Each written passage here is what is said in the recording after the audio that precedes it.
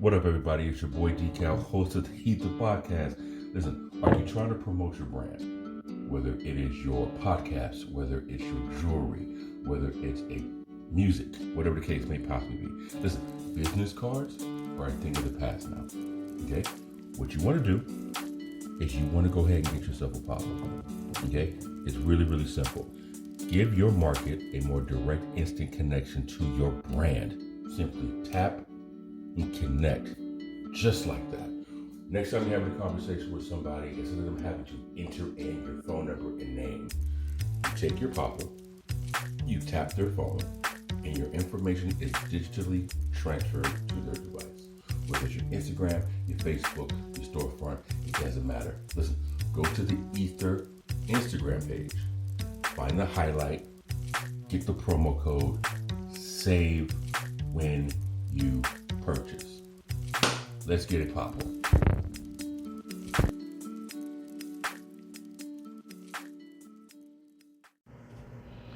This is Erica Hampton, owner of lifestyle and fashion brand Tagged Up Apparel, listening to my guy D-Cal on E.I.H.R Radio. What's up, Davey? So, let's start with the E.I.H.R.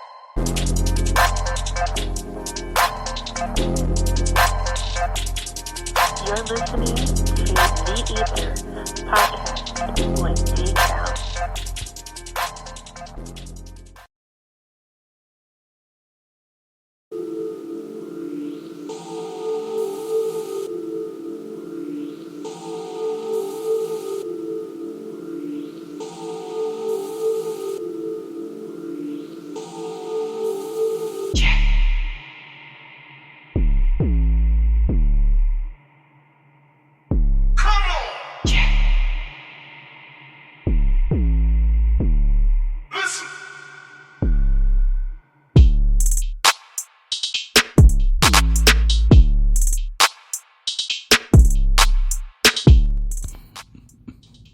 Testing, 1 2 1 2.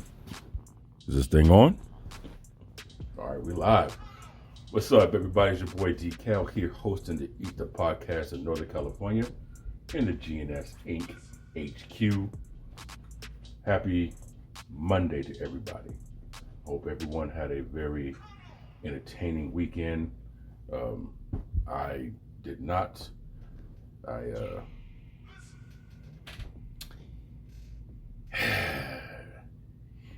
If you can't tell, I'm a Raiders fan, and fuck, we suck, bro. Like we are garbage and trash. Listen, I am a 100% Raider fan. I am not one of these tribal fans who are going to,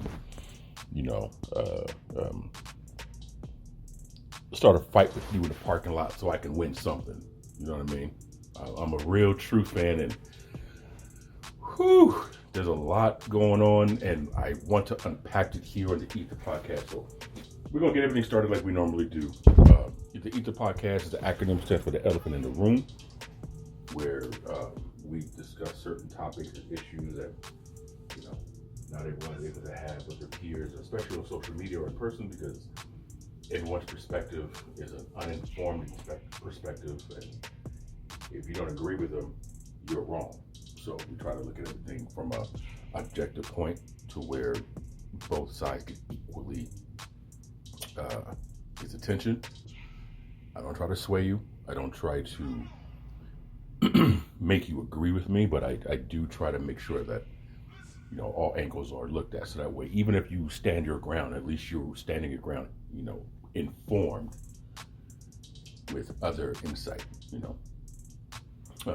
One of the things we're going to be talking about today is Kyrie Irvin, who is a professional basketball player who stirred a pot, got some feathers ruffled with some comments off the heels of comments that were made by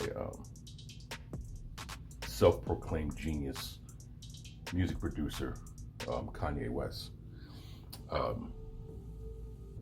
And like I said, I want to talk about my football team. But before we get into that, we're going to do the whole shout out to everybody. There's a partnership that I have with DoorDash, and they have a location called DashMart, which they do a lot of services out. They do a lot of deliveries out of that location, and there's some turmoil over there. So basically, repeating what I've said in the past, man. Listen, if you work in retail and you can get past the politics that's involved in retail, good on you, bro. Like, good on you. Because I know working in retail, especially in today's world, customer service isn't the way it used to be. Work ethic is not the way it used to be. So if you dealing with, bullshit drama at your job, just hold on tight until you can either find a way over that hurdle or find another door to walk through. Because if you don't enjoy the people you work with or you work for, then your working becomes a chore versus something you enjoy doing. And whenever I've worked at a job, I 95% of the time enjoyed the people that I worked with. So I was blessed to do that. Just give a shout out to those who, are putting up with it. So I've heard a couple of different stories from two people that I'm fairly close with over there, and it just reminds me a little bit of retail. So I know a lot of people are out there going through it as well. Just hold on, man. Hold on with both hands as much as you can. Something inspiring and motivating I want to do is my friend Angel. Shout out to my bum. She's in the medical field, and she put me up on something that I never knew about it. And ever since she put me up on this, I've had a lot better quality sleep. And sometimes the little things that make a big difference. The way our bodies are lined up, most of our organs shift to our left side of our body, particularly our stomach and esophagus. If you ever look at a diagram, sleep on your left side. Sleep on your left side of your body, because what happens. Hold on, I'm turning the music down just so you guys can understand how serious this is. Sleeping on the left side of your body, what happens is everything that's in your system, whichever way you lie, shit would kind of go to that side.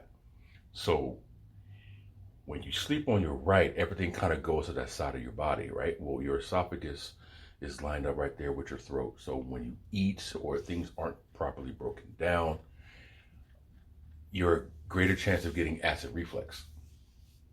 So when you sleep on your right side and you happen to cough or things come up or you're constantly tossing and turning, it's because everything is not broken down properly. But if you sleep on your left side, if you look at a picture of the stomach and esophagus, like I said, where it's lined up, it's crazy.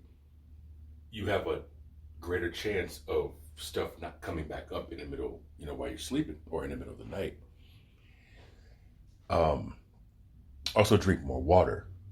So by drinking a lot of water, obviously, kind of helps the body break down and process everything a little bit, easier. And sometimes the kidneys, because we're always upright, the bottom half of our kidneys, there's stuff soaking in there, and it doesn't filter out properly, right? So when you sleep on your sides, another reason why we guys kind of constantly go to the bathroom in the middle of the night is because, parts that were never flushed out because we were always sitting upright and walking around, doesn't get any attention, but it does at night. So it's anyway, sleep on your left side to get quality sleep. Anyway, I just want to kind of just put that out there real quick. But I do want to get into this topic of everything we're talking about. Like I said, I want to talk about my football team, about the crap that we got going on, because listen, there's a lot of tribal fans out there who don't know what the fuck they're talking about. But then there's also a lot of uninformed opinions who are judging with emotion. And a lot of folks don't really understand how football works.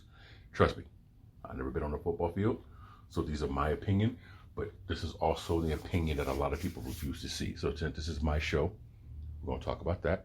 When we get back from a couple of our sponsors, we're going to address some ish. So stay tuned. Most t-shirts are simply cool to look at and or look in. Well, so are ours, but ours also aim to send a message. They aim to put a name on obstacles that once stood in your way and aren't there anymore. Struggles that you turned into successes and crushed. You made it look easy. Shop at mile.today. Mile.today. www.mile.today. A GNS collection.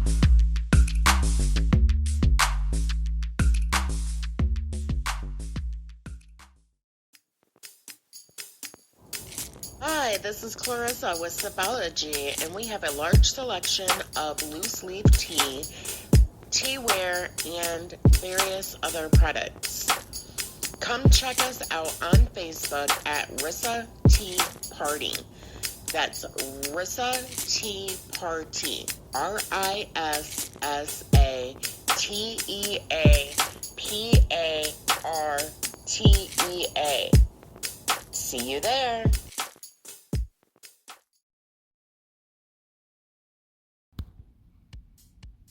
All right, ladies and gentlemen, we back. So, to recap, some of the things we're going to talk about is my football team. So we're going to get straight into this real briefly. My Las Vegas Raiders are 2-6, 2 wins, 6 losses. It's the first time in the history of the team that we have blown a 17-point lead to lose, and it's happened 3 times this season. That's happened 8 times collectively in the history of the team since it was established in 1960. Previous to this season, we've blown 17-point leads only 5 times since 1960 to 2021. Fuck. And the new head coach that we got, McDaniels, he's been head coach so far this year. It's happened 3 times. So we damn near have matched this season in blown leads by 17 points that we've had in the previous 40 years. Listen, man, that's a talent. That's just a damn talent. I don't know how to feel about that. But it's talented. That's all I can really. Fuck. I don't understand it. It's trash. Listen, a lot of Raider fans want the quarterback E.I.T.H.R to be gone, which again I get it. He's been there for almost 10 years. He's taken us to the playoffs twice. One time he broke his leg in a game against the Indianapolis Colts when the Raiders were still in Oakland. This past year he got in by beating the Los Angeles Chargers in Las Vegas.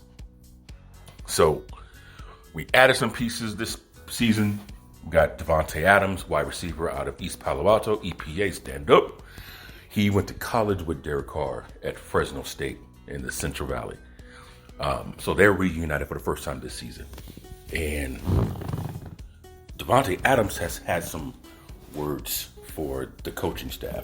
Now, there's enough blame to go around for everybody, so I'm not going to sit back and say it's only one particular person, and I'm not going to defend one particular person. But this head coach has never been successful, and this is his second time head coaching, his third opportunity.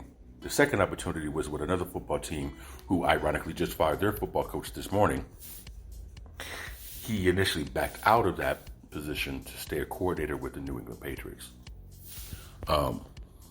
Listen, the fish rots from the head down, bro. Like, I feel that again, I'm not a tribal fan, I'm a realistic fan. I think it's time for E.I.T.H.R to go. I'm not saying it's his fault, but I am saying I honestly, truly, really believe this is one of those situations where my man has been with the team for so long. It's just complacency. It's just he's had 6 or 7 different head coaches in his 9 years with the team. One of the veteran players on the squad has already said it's going to take 3, possibly 4 seasons to learn this offense. Raider fans, we haven't had really nothing truly to cheer about since 2002, 2003, which was the last time we went to the Super Bowl. I feel a change of scenery is needed not just for the fan base, but it's also needed for Derek Carr. I think he just needs to get the fuck out of town. Not because he sucks, not because he's not good. I just think, in my opinion, the organization has ruined this dude. That's my take. They've ruined him. And it's, if you've ever been at a job, and I don't like comparing 9-to-5 jobs with NFL professional athletes, but just to kind of make an analogy. When you've been at a job and they've always brought in new management, that management has their own philosophies. And you have to learn the philosophy of that management. Head coaching, offensive coordinator, general manager, so on and so forth. You have to mesh and match with the vision that they want to see. Now, the quarterback is the highest paid person generally on an NFL team, right? You are the leader. You're the rock star of the team. What a lot of people don't grasp is the psychological part that goes with being a quarterback. It's almost like being an admin of a Facebook group. Again, 2 completely separate worlds. But just follow the analogy. You're an admin of a group, and you have 2, 3, 4 other admins of the group who are not participating. But you're too busy doing whatever you got to do in your own personal life that your group is not getting any activity. So you got to try to stimulate these other people to participate in doing something to keep the group function, to keep the group active, to keep the group going. Not all these admins really give a damn about doing anything because they're caught up in whatever they got going on in their personal life too. So why would I want to be responsible for some shit that I don't get paid to do that's for fun that I really don't care about? Especially if they're participating in another group that's more fun than the group that you have them admitting. Take that same analogy as a football player, right? I am in charge of the team. I'm the quarterback of the team, and all the responsibility falls on me. So I have a star running back who's a badass. I mean, this dude is like a workload. He's a horse, right?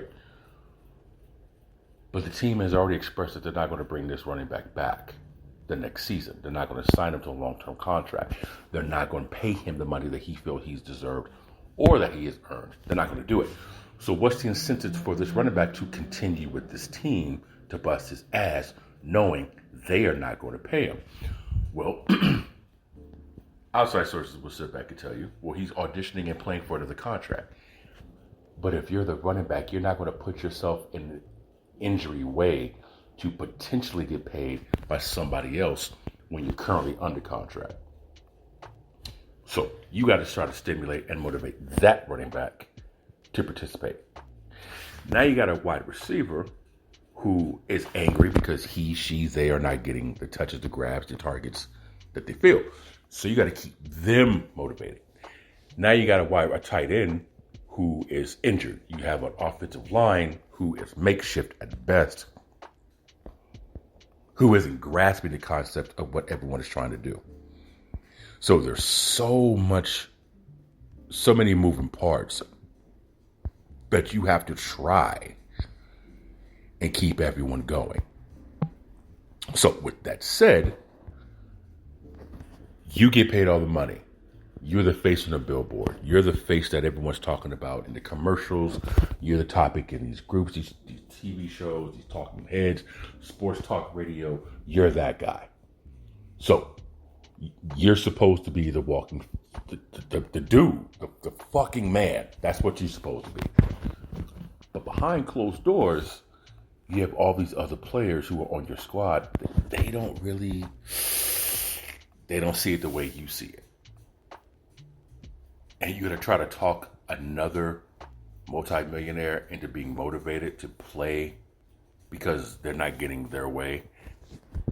20 some odd years ago, bro, we had players who played for the glory of the sport. Now we have players who are playing for the bag. The mindset is different. Not of the fan base, but of the players themselves. Again, there's a revolving, as my homegirl Peggy Holmes says, it's a conga line of coaches coming in every 2 to 3 years. What's the point of doing this when next season we're going to have new coaching and have to learn something anyway? Fans want a new quarterback. They want to get rid of E.I.T.H.R. They want to bench him. They want to bring in the rookie, the backup, put him in the game. Most likely our postseason is shot. So you want to put in someone who isn't proven to bench someone that you're tired of. So we do what? Draft somebody next year and have to wait another 2 to 3 years for that particular person to grasp the playbook? So let's say McDaniel's the head coach. Let's say he gets fired at the end of the season. Let's say E.I.T.H.R gets traded or released or waived or whatever from the end of the season. So you lose a head coach, you lose a starting quarterback. Fine. You draft a new rookie quarterback. You have to find a new head coach. There's a great chance that rookie is not going to grasp the playbook the very first year. So just go ahead and just, based on history, that rookie's first season is going to be a shitty season. So that's one season gone. So by the time their second season comes around, there's going to probably be a need for a wide receiver because your number one receiver is not going to want to stick around for a rebuild. Your offensive line is not going to want to stick around for a rebuild. Your running back is going to be gone. So now you got to draft another receiver. Now you got to draft another running back. Now you have to wait for those people to get acclimated. So this is season 2 gone. And the problem with the Raiders is not necessarily their offense. It's traditionally for the past 2 decades, it's been our defensive side of the ball. So now you got to put pieces on the defensive side throughout the draft. So now you got another 1 to 2 seasons of those players getting acclimated with game speed. Well, you have veterans on that side of the ball as well who's tired of fucking waiting for everyone to get it, especially if there's somebody on the team who does get it. So now you're going to run the risk of them getting paid by another team that's going to outbid you. So now you have to try to pay for whoever you can afford, which may not be as quality. It's a bad beat. And one of the issues with the Raiders was this move to Las Vegas from Oakland, California. A lot of tribal fans believed this new stadium was going to attract more free agents. And players are going to want to come play for the Raiders because they're not going to want to play in a quote-unquote shithole in Oakland. Listen, if anyone has ever ate at a hole-in-the-wall restaurant where the portions of food are just ridiculously they overfeed you, right? The seats are matted. The windows like an orange tint, fish bowl-y glass type of shit. They got like pictures and things of Jesus all across the wall, like that Italian restaurant, right? Or that one Chinese restaurant that's in the hood, right by 7-Eleven where people are dealing in a red box machine and a homeless guy's panhandling, right? Everyone sees what I'm talking about. So you get the Chinese restaurant or the Italian restaurant in that neighborhood, and it's not the prettiest. But you walk out of there with a fucking food coma. But the price was right. Or would you rather go to the fancy restaurant where the foods are evenly cut and portioned and none of the food on your plate touches each other? Nice ambiance, but it's never packed. And the price is high. Yet, at the same time, it's a better environment in a nicer neighborhood in a shopping plaza. Which would you rather have? The nicer restaurant that no one really can afford to go to, but it makes you feel prestige because you can? Or the shithole that feeds you where you have leftovers for 2 days? Give me the shithole that overfeeds me where I have leftovers for 2 days. Because the atmosphere is different. Everyone got along there. The tailgating was phenomenal. Listen, this new arena ain't doing shit to bring us nobody. And the Raiders are still having problems finding out talent. We had a head coach debacle. We had a GM who was only a GM in name. He's back talking sports on the radio. So what do we do? What do we do?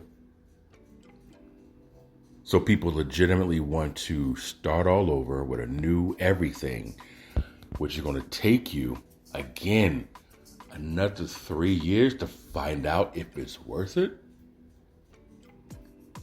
I understand where people are coming from. I'm not saying you're wrong. But in this grand scheme of things, bro, it doesn't make any sense. The problem is a combination of crap-ass coaching, players who don't give a damn, and just the front office is a mess. It is a complete mess. So it's like, what do you do? So the way I see it, from the from a team perspective, is you just got to clean house. You got to get rid of everybody. Just go, right? Get rid of McDaniels. He's probably one of these people, in my opinion, who his dream was to be a head coach. Some people, they're better at coordinators, right? They're better as assistants. They're better as the number two. They're not really built for the number one. And it's not because he can't do it. As a head coach, there's so many responsibilities you have to be in charge of. And most of it, you cannot focus on one area because you have to supervise and oversee everybody else. And if they don't see what you see, you can't afford to hold their hand and coddle them because you need the attention over here too. It's crazy. So I think, regarding my Raiders, let the head coach go at the end of the season. Let your quarterback go at the end of the season. Clean house. Bring nothing but new people and youth in and start from scratch. You're going to have to blow this thing up. Because as much as I'd rather keep Derek Carr as my quarterback, you're going to put this man through another 2 seasons of getting to know another coach, getting to learn another offense, getting to gel with another teammate, getting to the philosophy of another scheme in one of the toughest divisions in all of football. And I ask people, let's say, listen, name me a quarterback who can win with this head coaching staff and this particular roster, who can turn it around. And the 2 people majority of folks say is Tom Brady or Aaron Rodgers. And I tell them, Tom Brady has damn near the same exact team he's always had in Tampa for the past year or 2. And they're losing. People say if you're a great quarterback, you can make people around you better. He ain't making nobody around him better in Tampa Bay. Aaron Rodgers lost his number 1 receiver to the Raiders. And the Green Bay Packers are struggling right now. Struggling to win ball games. It's not just your coaching staff. It's not just your star quarterback. It's a combination of everybody buying in. And I strongly believe with my Raiders, nobody's no longer buying in. They're just not. I think people got to the point where they're just, it's stale. It's complacency. And everybody knows how complacency works. stuck in this rut. You're just this hamster in the wheel, bro. And it's like, no matter how much you do it, shit don't change. And this is your life. And this is the only thing he's known for the past damn near 10 seasons was this organization. Watch E.I.T.H.R. Watch Josh Jacobs, the running back. Watch those two players go to two different teams and watch how they fulfill. And I guarantee you, just like we always do, majority of Raider fans are going to see E.I.T.H.R throw for 7,000 yards. They're going to see Josh Jacobs run for 2 million yards. And they're all going to sit back and say some punk ass shit like, well, why did they want to do that when they were with us? Because Raider fans just don't necessarily get it. The idiot ones don't. So when we come back, we're going to talk about your boy. Good evening, everyone. This is Son from the UK. I'm a friend of Big Boss. Big Boss is obviously Dave. You all call him Dave. I call him Big Boss. I've known him for many years. We met through Twitter. Great guy, great mentor, great friend. I've learned a lot from Big Boss. I really have. I'm so happy and proud of him for doing this podcast, E.I.T.H.R. I really am. I know it's something he was talking about doing for a long time, and he's finally done it. But that's what I love about Big Boss. Whenever he says he's going to do something, he will do it. He's less talk and more action. So I'm really happy for him, and I'm really proud of him as well. It's very inspiring. I'm enjoying listening to the podcast as and when I can. I find it educational and I find it entertaining. It's just brilliant. It's such a great podcast to listen to. And I hope that everybody else who's listening to the podcast is also enjoying it. If you haven't listened to the podcast yet, I certainly do encourage you to start listening to it. You won't be disappointed. Because like I say, it's entertaining and it's also educational, because that's what you need. It's a good balance, which is what Big Boss has always been like. He's all about balance.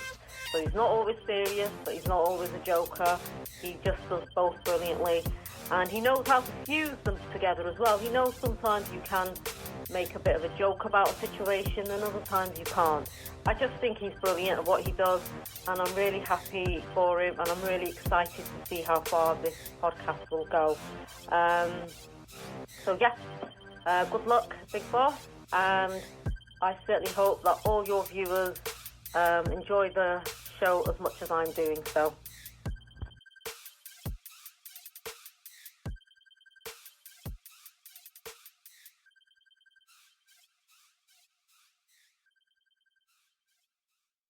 This is Henry from New York, and I listen to the E.I.T.H.R podcast with my homie Decal.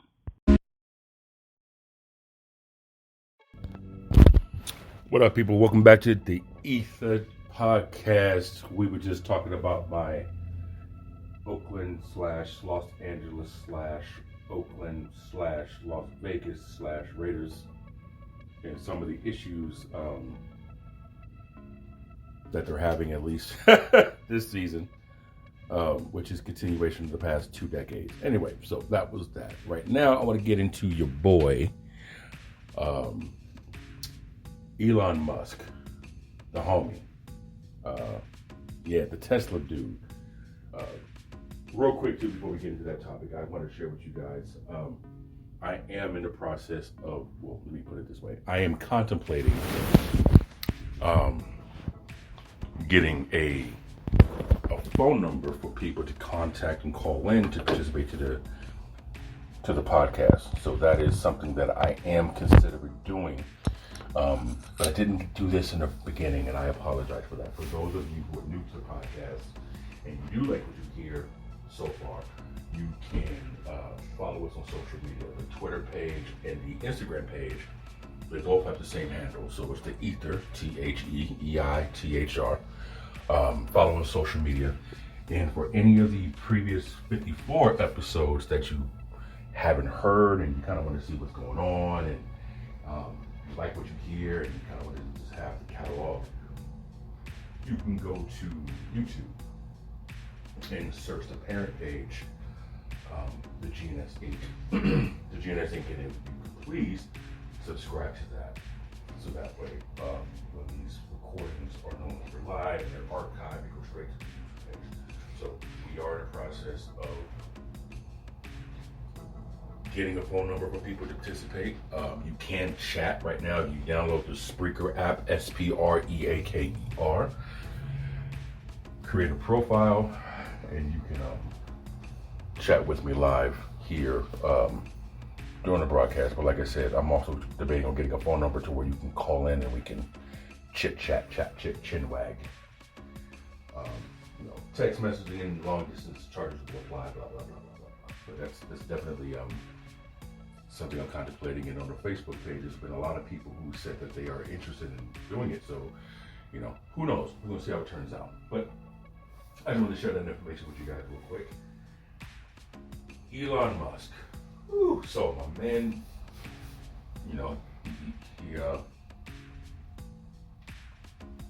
he put his almonds in a wheelbarrow and rolled them around. $44 billion transaction to buy the social media platform, in which he says was built poorly and is losing on average $4 million a day in advertising. So he stirs the pot with the freedom of speech tactic.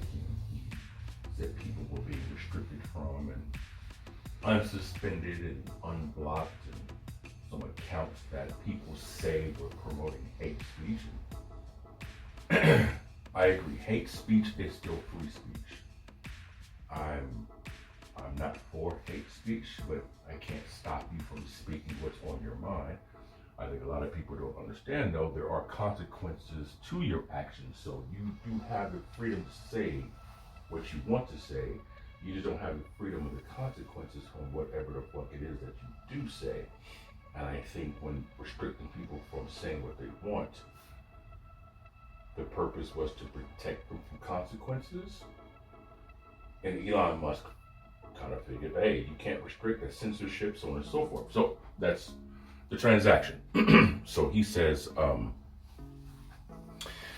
comedy is now allowed back on Twitter.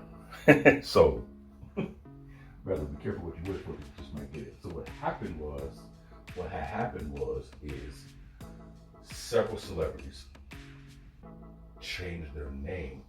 Before I even get to that, Twitter was also known for having these blue check marks by your name. And these blue check marks represented that these accounts were verified.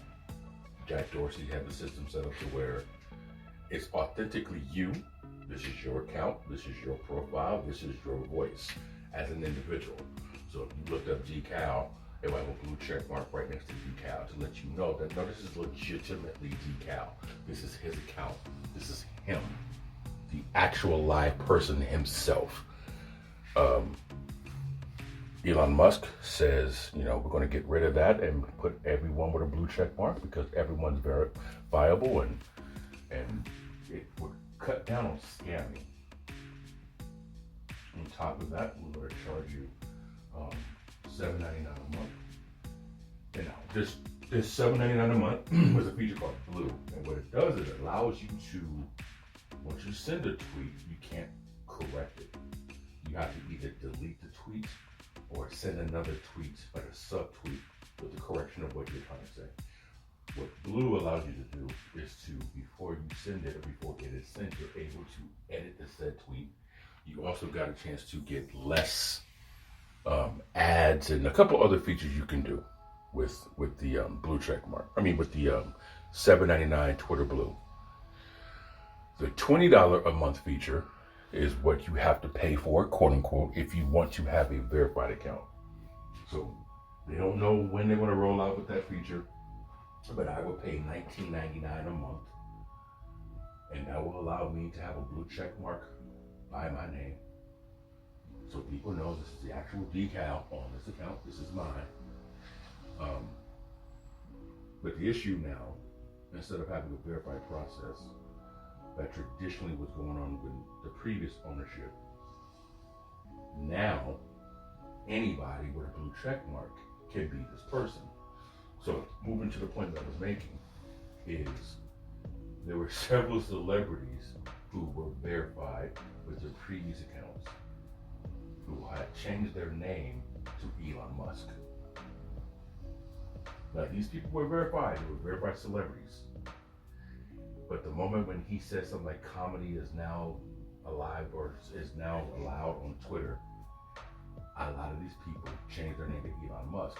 And one of the actresses, let me see if I can find her name, because I was just looking at the article, which a lot of people don't do anymore. They don't fucking read the articles, but I was actually reading this article. Because I can't find her name, I think I shared it. She was voting for a lot of Democratic political candidates and retweeting their tweets, quote unquote, as Elon Musk, which comes on the heels of Elon Musk telling people from his Twitter account that they should vote for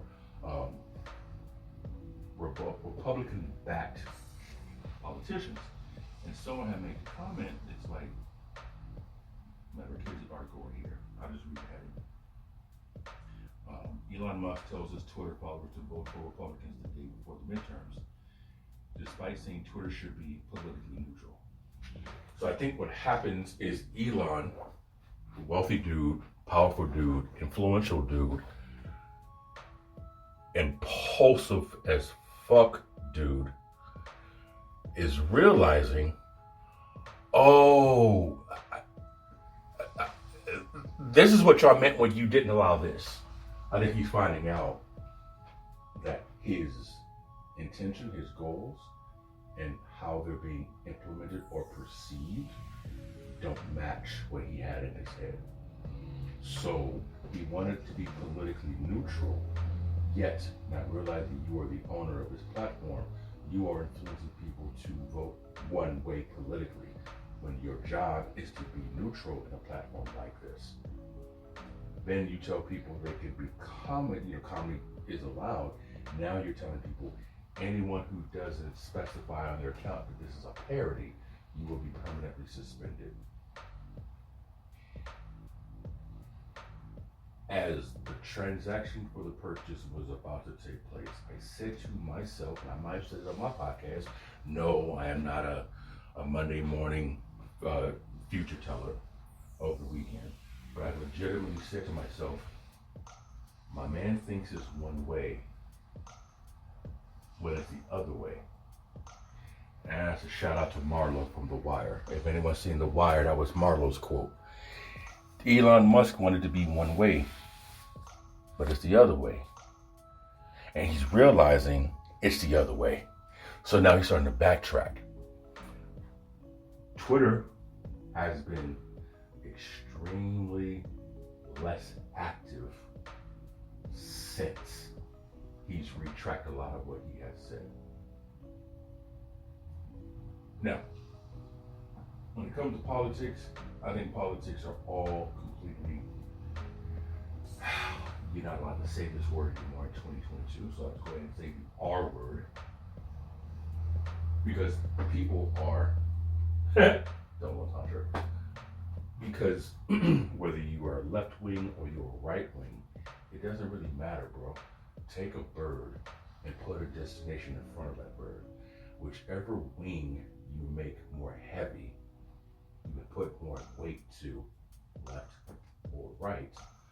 That's the way that bird is going to go. It's never going to reach the destination that's in front from a neutral position because it's being weighted more one side to the other. You can't have equal footing if it's 51-49. This should be apolitically neutral.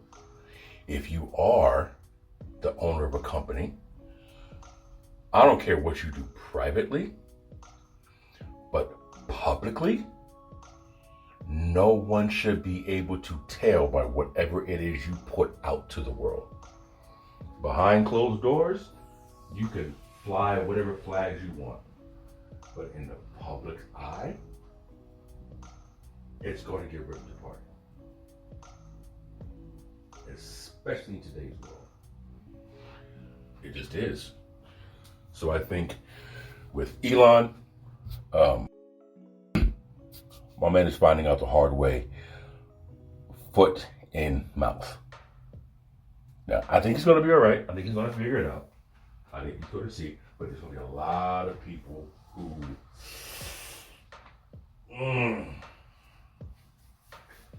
he's definitely going to have to get some thicker skin because these harsh words are coming. Definitely coming. So that's that. Next thing I want to talk about real quick is, and I want to do more research on this. I sincerely do.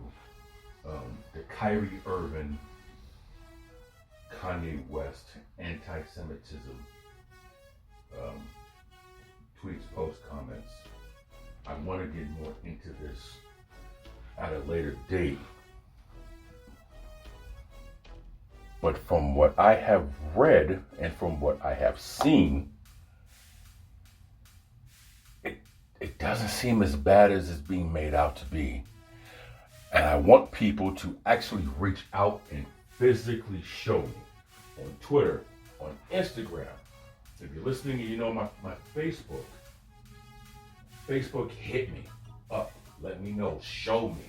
If there's a video, post the entire video, not a segment of the video, the entire video. If there's an article, tag me in that article. Don't tag me in a screenshot of the particular article. Because I want to read the article itself. Because it seems as if a lot of what's being said is taken out of context, and that's important. If I'm not mistaken, with the Kanye West situation, with the DEFCON 3, which he meant by DEFCON 3, that was a continuation of a conversation he had on a talk show. So that's kind of like having a conversation with somebody over the phone. You guys get off the phone, and then later on, you finish the conversation that you had verbally via text message. But the people who see the text message don't know about the phone conversation. So it's out of context. And then when you try to explain it, it seems that you're backpedaling because the text that they read, they've already filled the story in their mind based on what they already think about you or the situation. And for what I remember, the conversation he was having was speaking about something that has been discussed for decades in the music industry, which is typically, from what I remember, being ran by majority Jewish people. Now, I don't mean that in a negative way. I don't mean that in a harmful way. I don't mean that in a derogatory way. It's just one of those things where majority of the people who are in charge of the music industry, from what I've heard from plenty of musicians, it's the Jewish community. They were in charge of the entertainment, right? He's basically saying, I can't be anti-Semitic when I know who I am. And people are mocking and making fun of him because he's claiming to be an Israelite. And being an Israelite that makes him anti-Semitic, and people are making fun of him. And I think what it is, because Kanye is Kanye, he has no credibility with a lot of people. And I tried to have a conversation with this earlier, where when people don't believe what you're saying, it doesn't matter even if you tell them the truth, because they don't believe you. You are a source that is a farce to them. Even what you're saying is accurate and true, it holds no weight to people. So I think when he was making these comments, people were more looking at his antics from the past and collectively saying, you're a moron. And that's kind of where it stays at with him. Then you have Kyrie Irving. who made comments, or I don't think he made a comment. He tweeted a link to a book called Hebrews to Negroes. And in this book, it talks about the Jewish involvement with slavery and the Jewish involvement of whether the Holocaust actually existed or not. This is the information that I don't know, and I need to read a little bit more into. But all he did was tweet this link to a book of a movie that's coming out. He didn't create the movie. He didn't write the movie. He just tweeted it. And that was viewed as anti-Semitism. So if I have any Jewish friends, which I do, holla at me to explain this. Because if the music industry can allow rappers to rap about selling, killing, murdering, raping, quote unquote, air quotes the whole time, and you find nothing offensive about that, but the moment someone says your participation in the slave movement of Israelites to this country ruffles your feathers, why are you have the ability to change the narrative? But when we ask for the narrative to be corrected, oh, it's just entertainment. Like that's kind of where it seems their point is, right? When it comes down to it, what we say we don't want, because listen, I've said this before, there's been plenty of people who've been fighting and trying to gain equality across all kinds of mediums, but the people who are in charge of these things don't want that to happen, or not allowing that to happen, or restricting it to happen. In the moment light gets shed on, well, what was your involvement in this over here? Now it's anti-Semitic. Why can't I talk about this on rap songs? But the moment I bring this into play, it's offensive. That is where it gets tricky, because I need to see exactly what it was that people feel is the part that offends. Because if it's the reference of the film, have you seen the movie? Because I don't think it's out yet. Have you read the book? Because I don't think many people know about it. And it seems, and again, this is my uninformed opinion about it, because I haven't done enough research on it just yet. It seems like one of those Facebook posts where you see the heading, you form the opinion, you leave a comment, and the conversation goes from there. But no one read the article. So I want to see what exactly it is. Because if it talks about these things in here, is it true? Is it false? Or is it information that wasn't supposed to get leaked out yet? Because every culture has a past that they don't want being surfaced. Everybody has secrets they don't want let out. Some people have skeletons. Some people have pet cemeteries. And they want to keep shit buried.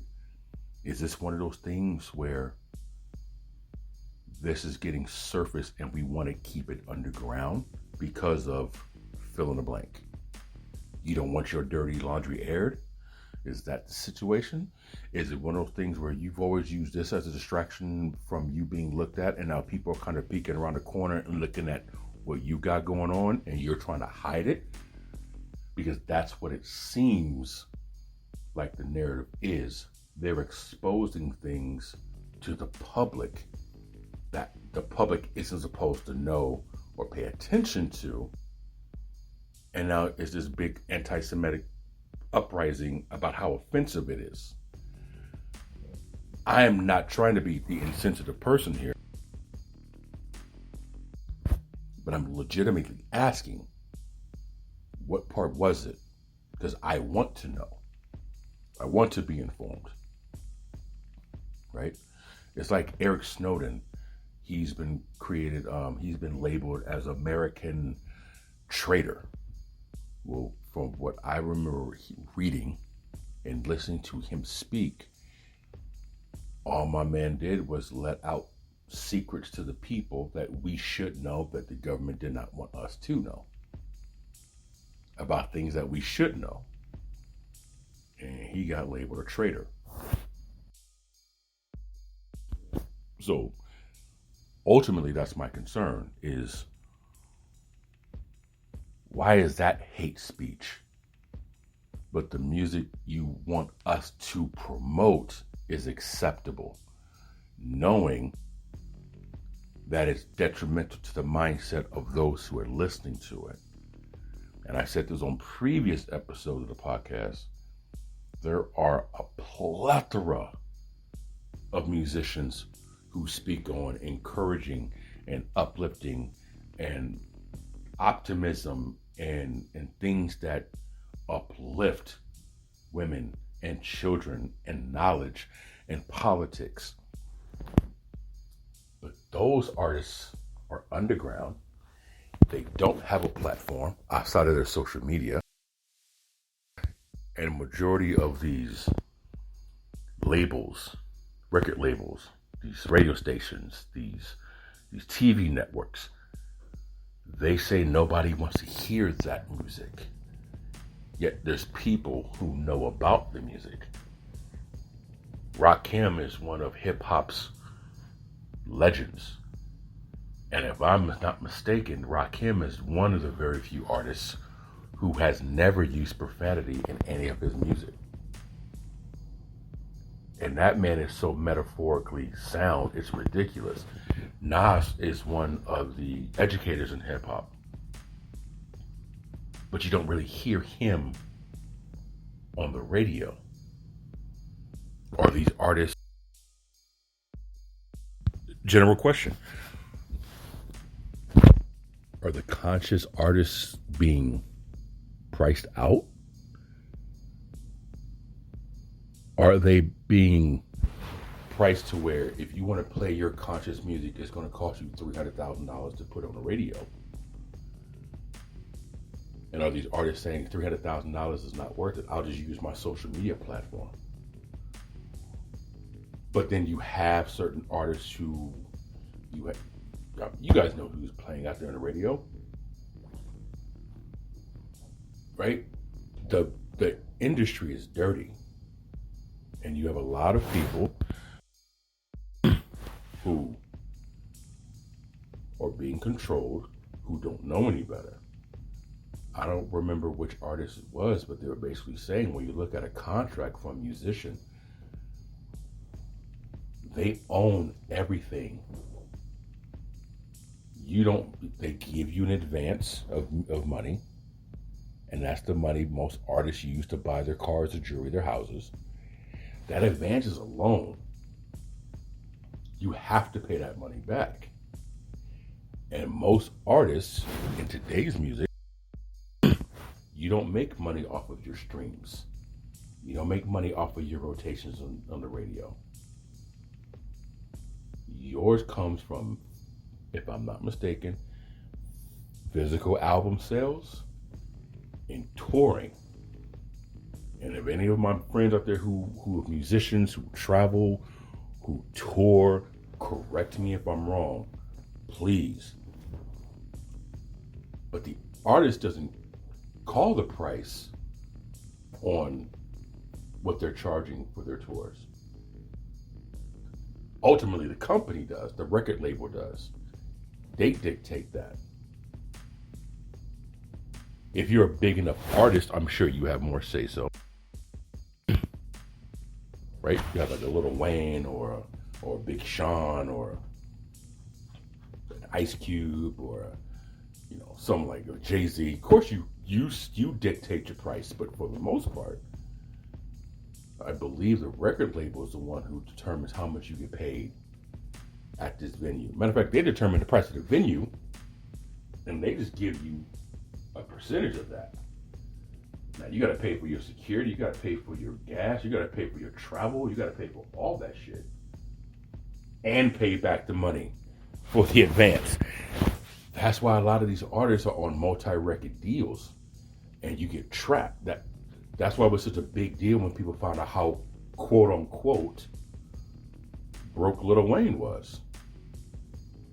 So it seems as if the whole message for Kanye West was these people are in charge of this genre, and this genre is directed to deteriorate a culture. Well, how come that's not anti-Semitic, but me bringing light to it is? Follow me on social media, y'all. Instagram, Twitter, the E.I.T.H.R. TheEITHR. YouTube, the GNS Inc. I will keep you guys posted if we decide to go with a phone number for you to call and chat. Look out for the GNS ETV, so we can kind of have some control of our own network on television. I love y'all, man. Appreciate it. Keep in touch. Talk to you next time. We out.